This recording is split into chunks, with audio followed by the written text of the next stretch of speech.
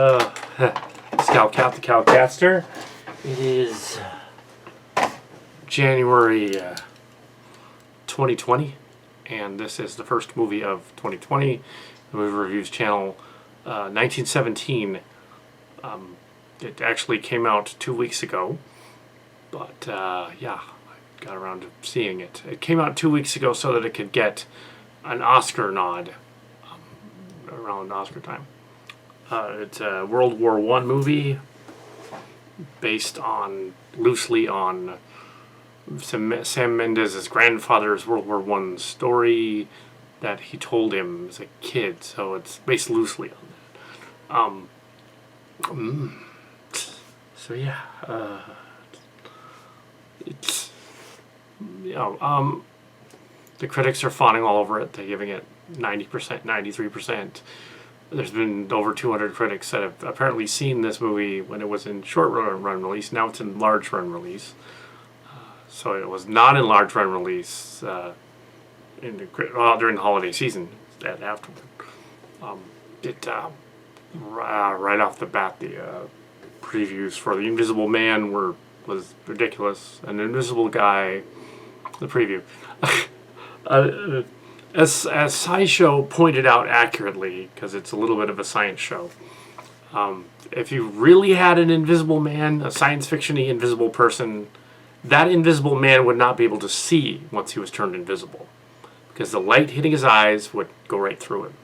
He'd be blind, be staggering around in the dark, not able to see. Psst. Oh, well.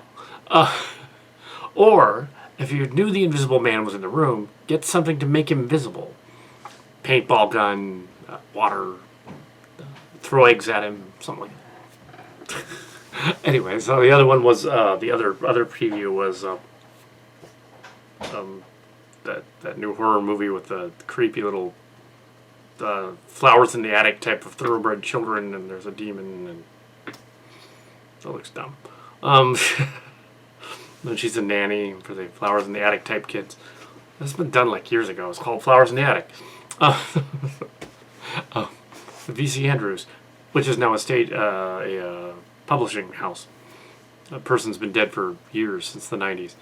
But it's not a V.C. Andrews story, though. This is something else. What's the name of that? Yeah, something to do with... Oh, yeah, and there was also the Silence movie, The Quiet Place 2 or whatever it is. I read these horror movies beforehand. That's weird. Yeah, in which they kind of gave the Invisible Man trailer gave away the ending in the trailer. It was like. Also, there was Tenet, and also there was the Mulan trailer, which was first. And the Mulan trailer. Yeah, the audience, there wasn't a whole lot. This movie's not making any money. It came out theater wide like a week ago, and it's made maybe 13 million worldwide. It just came out, which would be something for a low budget movie, but it would cost 100 million to make it. So it's tanking, bombing. But yeah, you know. It is Mendes. It's kind of done like Birdman was, you know, one continuous take. The movie. That's this 1917 that I'm talking about. Yeah, the Milan thing was like, yeah, the audience was not paying attention. But 1917, one continuous take, making so far 13.9 million, almost 14 million for a January release movie that's supposed to be an epic. And it's technically January, although maybe some places it was December, so they could get an Oscar nod.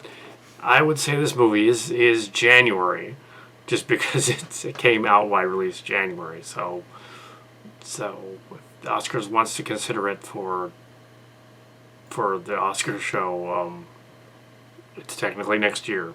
But I guess technically, it's last year. It's a 2019, late 2019 movie out of the gate. Yeah, 3 stars solidly. I don't give it as high a score as the other ones do. I just don't. It's not like anything remotely like the cinema snob or anything. But it's not. It was okay. It was reminiscent of Saving Private Ryan, reminiscent of some of the other Oscar movies, similar to it. Two other versions of 1917, 1971, and one 2 years ago that were also about 1917. It's one of those movies that like gets confused for a movie from a while back that always throws people off. So. And I'm assuming the director would be upset. My late father was a World War II veteran. My great uncle on my grandmother's side was in World War One, and he was gassed in the trenches. So he was Uncle Roy, Freeze. So there's like a they're gone. But there was some. Yeah, so I don't know the historical accuracy of stuff, although the movie clearly does embellish on how much destruction would have occurred as a result.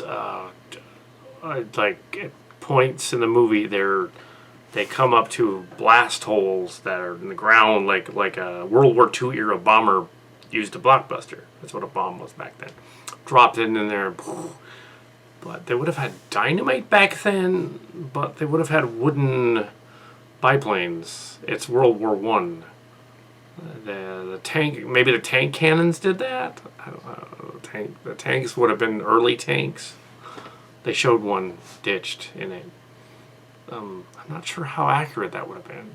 But also, there was a scene where there was a guy. There's a guy running constantly from bullets ricocheting and stuff, and that only happens in the movies. Yeah. Just dodging like shots from machine guns. No, that's not what happened. It couldn't have. He would have been dead. It's like, okay. But that's only in the movies. His reflexes are that good that he can like dodge bullets from his side, head, stuff, like James Bond. But other than that, that's what downgraded it from 4 stars. It was not some of the battle scenes were a little too overdone. They should have scaled them back a little bit and said, okay, well, clearly he's not being sniped at here because the bad guy would totally kill him. How about we just have him, walk up to the building and the guy's there. Sniper's in there, but he's half dead or something. There was that weird scene in the movie where he stops to hide and confronts a French lady with a baby. It's odd. And then kills a bad guy immediately afterward, another bad guy. Also, when he pops up and there's like these corpses. They spent a lot of money on this movie with mannequins and stuff lying around. Practical mannequins, like, it's just like, I did show a trailer for Emma, but even so, other practical mannequins. Another remake of Emma. There's been like 5 of those in the last 20 years. Well, there was even Little Women. There was a remake last year. So, through Jane Eyre before too long. Sure, again. But this was 1917, and this was a war movie that had a few snags. But other than that, it was an excellent movie. It just wasn't. Well, I guess you could go under the aspects of say, okay, best drama of the year category, and include it in there and say the actors. The guy was not actually the guy from Spider-Man in it. It was someone else that looked a little like him, acted a little like him, but it wasn't. It was someone else. I thought it was, but the lady next to me said, "No, that's not him." That's somebody else. It's Chapman or something. It's a different guy. That looked a lot like him. But yeah. So the premise of the movie is that these 2 army corporals in the trenches are ordered to go across the trenches to the other battle lines and stop an attack that's going to happen in 24 hours from, so it's like a day and a half. from happening because it's a trap. The Germans have set up a trap. They're in France. They're English soldiers in France. They're going to go over to this town and stop the attack. That's basically the plot. I'm assuming that the original story that was told to the director's grandfather told him was just that. Was like, okay, this is a fanciful story about how I went in here and helped this guy and my buddy was killed on the way and all that stuff. I had to deliver the message to the front lines. Here's your plot. Sure, simple enough. And had they dialed back some of the we need to have Hollywood spectacle and lavish fields with sun cascading on them and a single tree in the distance. And we need to have a waterfall scene like Indiana Jones, and we need to do that. And we need to have this fantastic town with all these special effects going off and flares and a fire in the background that just endlessly goes. It's like, if you didn't have that, it would have made it a better movie. And it would have been cheaper to film. You don't need to make this a Marvel movie. It clearly isn't. But oh well. So I guess if you had the effects, why not? I guess it would be like, well, if they ever made a movie out of Grandma's novel, Blessings in Greenville, Blessings Deferred, you know, they set in the 1917s, 1910s as well. But they won't. But if they did, that would be glorying, gushing all over that. I'm sure if that happened. Oh, this is the most incredible thing ever. Ah. But yeah, Oscar. No, I couldn't be that pretentious about that. No, it's not an Oscar.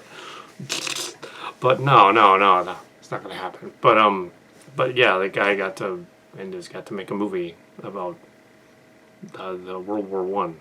So yeah, Saving Private Ryan is a better movie. Kind of a similar plot. They have to save the brother from because all the other ones they gotta stop the message, get it out, and stop something from happening. Plot. It's not the same plot as the 1917, it's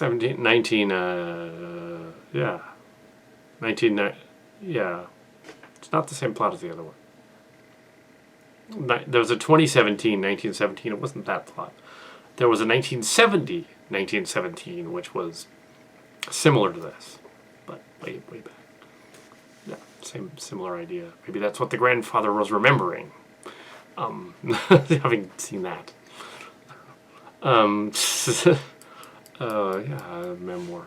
Also, photography film back then would have been fairly rudimentary.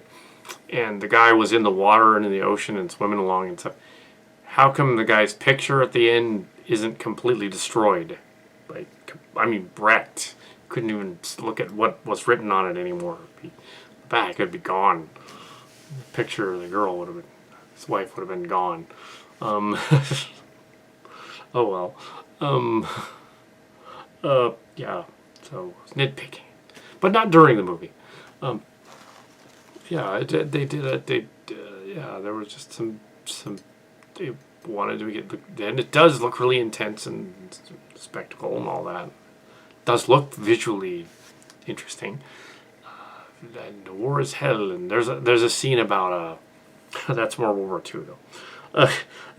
Vietnam actually. It's later. I didn't have anybody in Vietnam. There was 4F.